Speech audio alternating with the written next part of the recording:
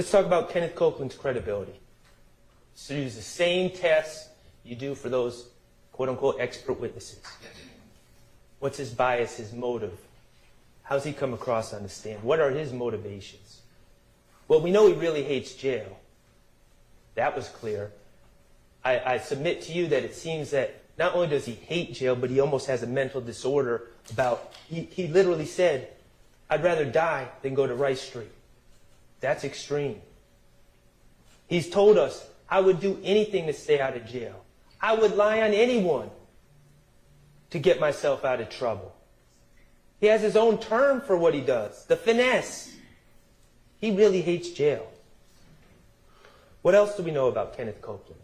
Well, we know about, I'm going to ask y'all to think back and remember this when he was on the stand, a case, 21 CP 197618, State of Georgia versus Kenneth Copeland.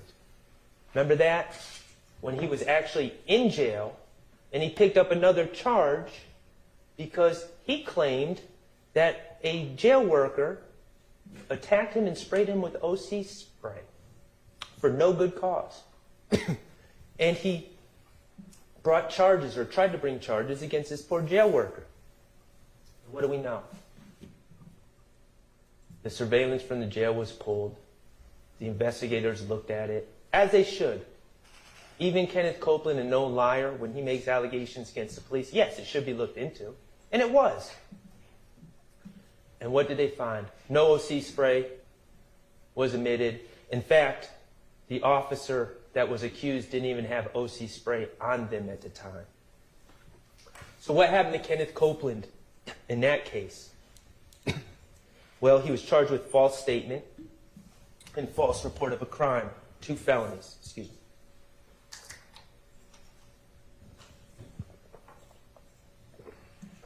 me. So as a result of his lie, he gets charged with these 2 felonies. False statement and false report of a crime. And it's pending, and it's pending, and it's pending. Then all of a sudden, as this case is ramping up, and Mr. Copeland's going to have to take the stand and be asked about his pending charges and his prior lies, all of a sudden, on January 18th, 2024, Fonnie Willis and her employee, Kenneth Hutcherson, quietly dismissed the case against Kenneth Copeland, the case of false statement, a case of false report of a crime. Why did they do it, according to that sheet? Was it, oh, we actually looked at the video again and it actually supported Kenneth Copeland? No. Was it the victim didn't want to prosecute? No. Prosecutorial discretion. They decided it was in their best interest to dismiss that case against Kenneth Copeland before he testified. Remember I told Kenneth Copeland about it? Thought he was going to get up and hug me. He said, my case is dismissed? Yep, sure was. State took care of you. You're not on this indictment either. Kenneth Copeland's a liar. He's a proven liar.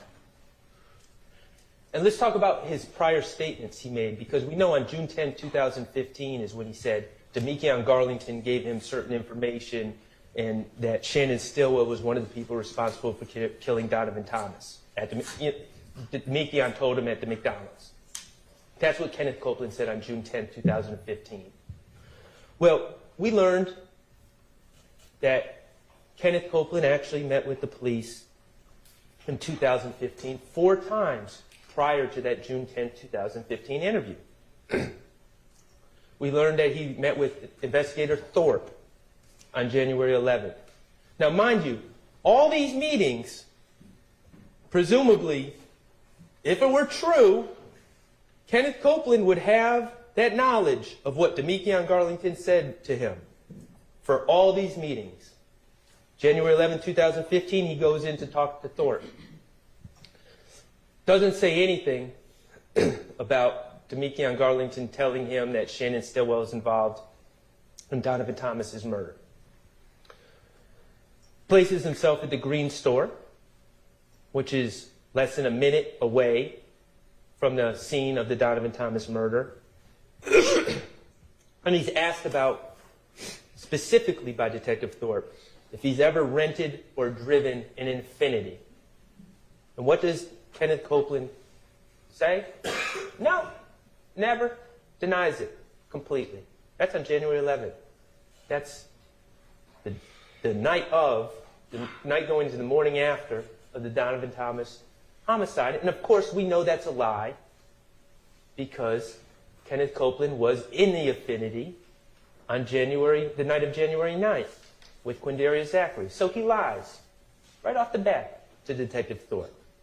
January 28th, he meets with Thorpe, Dennis, and Gaither. Again, never mentions this supposed statement by Demekion Garlington about Shannon Stillwell being involved.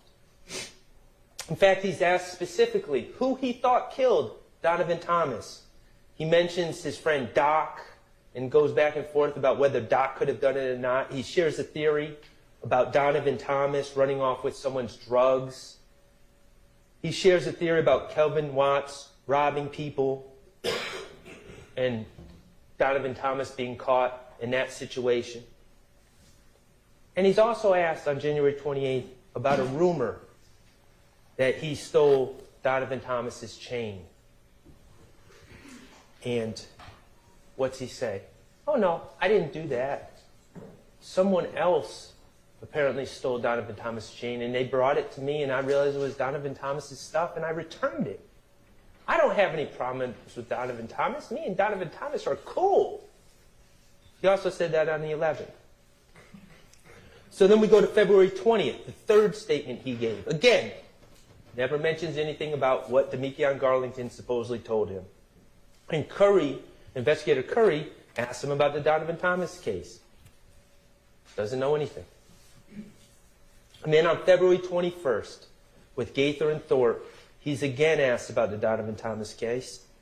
Never mentions, oh, Demekion Garlington at the McDonald's told me that Shannon Stillwell did it. Again, he's asked about Donovan Thomas's chain, and it's another lie. Oh, well, someone brought it to me. He sticks with that lie. Lie after lie after lie. Denying beef with Donovan Thomas, denying stealing Donovan Thomas's chain, denying ever being in an Infiniti. But those are the statements that Kenneth Copeland gave leading up to June 10th, 2015. Could you put on page 33, Mr. Kokomo?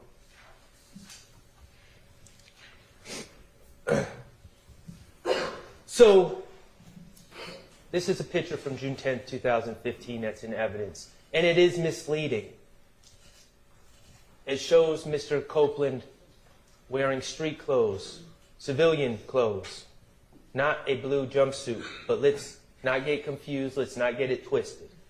On June 10th, 2015, Kenneth Copeland, for the first time, was headed to jail for serious charges.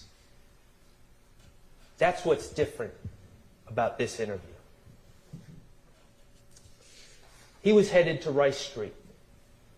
He had a gun charge from the Dunbar Rec Center. Remember when he brought the stick into the rec center and left it on the bleachers? He had just been arrested on that warrant from when he did that. And when they arrested him on the warrant, they came into his girlfriend, Deshawn Quarterman's apartment. And what did they find? They find another gun, a stolen Smith & Wesson, in Deshawn's kitchen. And they find a stolen MacBook in Deshawn's apartment. And they find stolen IDs and stolen property in Deshawn's car. And so now we got two guns, stolen property. Oh, and then the police are saying, oh, this stolen property, it's linked to auto breakings that have happened in your neighborhood. So he's got guns, and he's got a federal agent in there as well, Agent Cunningham, who's talking about these cases going federal. He's got a lot going on. And promises are made. Well, let's talk about the threats first.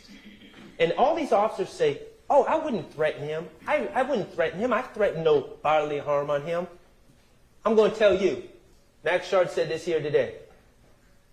Y'all threaten to punch me in the face anytime, but don't threaten to put me in prison for 25 years, no parole. That's a real threat that gets my attention. You can punch me.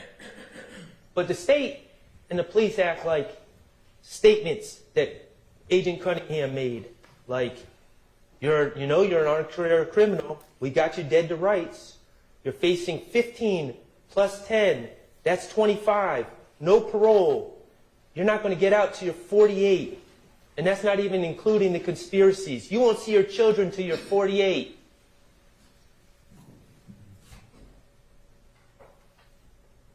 That's a threat. That's a lot more bigger threat than I'm going to punch you in the face or we're going to beat you until you confess. That's a threat. What else do they say? It's totally up to you if these charges go federal or not. You have to help yourself. I'm going to call the U.S. attorney and they're going to ask me, what did he do to help himself? You see what goes on here? This isn't an accident. This is the playbook. Get the liar, get him jammed up, threaten him, tell him he's not going to see his kids again until he's 48, and then, oh, but maybe we can do something for you. You just got to give us what we want. And yes, that was enough to make self-admitted liar, self-admitted finesser, a person who fully admits that he would lie on anyone to get out of jail, to stay out of jail, to get out of trouble. That was enough to coax him to make up a story about Shannon Stillwell and others. And that was actually enough to put his plan in motion because he knew someone was going to have to back up his story. And that was enough to have him reach out to Demekion Garlington and try to get Demekion Garlington to go out and go on with the story. Which, of course, Mr. Copeland told us he's no longer friends with Mr. Garlington because Mr. Garlington would not go along with that story. Or he's upset with Mr. Garlington.